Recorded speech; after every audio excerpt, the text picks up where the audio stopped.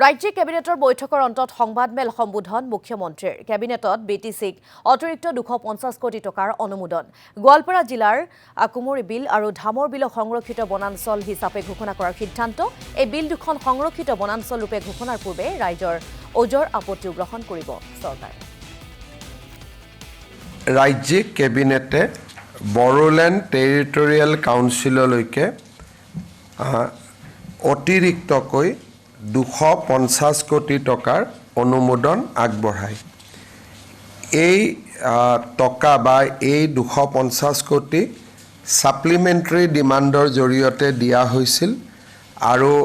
আজি এই পুঁজি কেবিনেটে অনুমোদন কৰে গোৱালপাৰা জিলাৰ কুমাৰী বিল আৰু ধমৰ বিল এই দুইখন বিলক ৰিজাৰ্ভ ফৰেষ্ট হিচাপে ঘোষণা কৰাৰ বাবে আজিৰ কেবিনেটে সিদ্ধান্ত লয় কিন্তু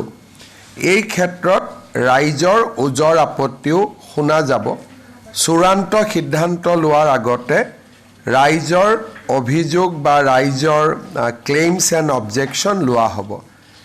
এই এৰিয়া দুটা হ'ল কুমাৰী বিল এৰিয়া 270 হেক্টৰ ধামৰ বিল এৰিয়া 337 হেক্টৰ এইখিনি আমাৰ ফৰেষ্ট ৰিজাৰ্ভলৈকে ৰূপান্তৰ কৰিব বিচৰা হৈছে